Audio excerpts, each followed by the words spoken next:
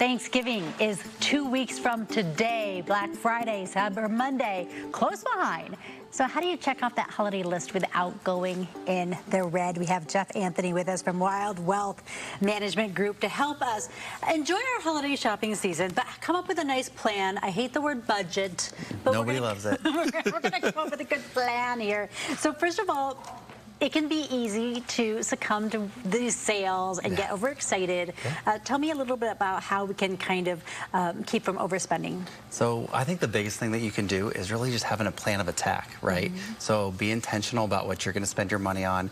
Have a list, like maybe pick the top 3 items that you really want to go get, and it might be something that you've had in your back pocket for a while, right?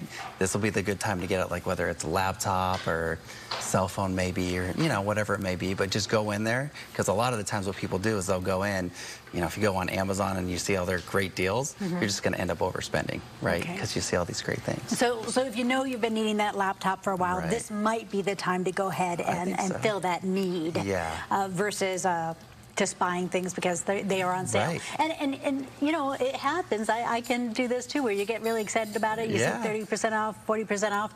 Are retailers really trying to trick us when we see all these major sales? And what do we need to be aware of as far as red flags? Yeah, I mean, you would hope not, but they're in the business of selling us stuff, right? So you really want to be like, do your homework. Again, making sure that sometimes there's retailers that'll jack up the price just to make sure that it looks like a bigger discount than it actually is. So there's a lot of tools that you can go out there, a lot of apps that you can use. I mean, even using ChatGPT, you can go in there and say, what's the average cost of this, or what's the cost been over the last 6 months, and kind of fact check some of it to see how good of a deal you're actually getting. Okay, trust no one.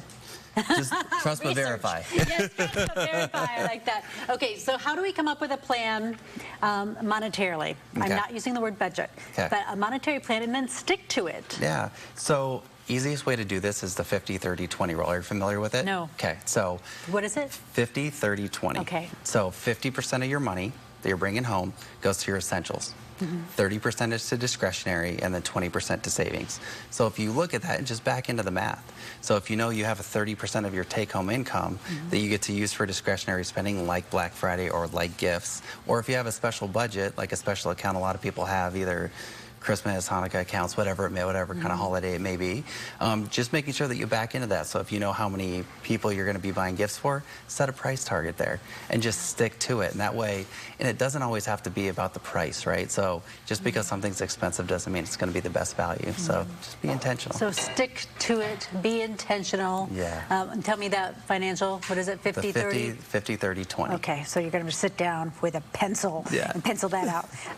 Should we be using cash? Should we be using our debit card, our Apple Pay, or that credit card? Yeah, I think it comes down to the person. So if you're someone that can pay off their credit card every single month and you can really stay within your budget or your spending amount, I think they're great because they can give you a lot of free rewards and perks and things like that. If it's something where you don't think that you're going to be paying it off, like all of those potential savings that you're going to get are going to get evaporated by the interest that you'll pay if you don't pay it off at the end of the month. So if you know it's easier to stick to your budget by using cash, go ahead and use it, or use your debit card. There's nothing wrong with that. And it makes it a lot easier to budget.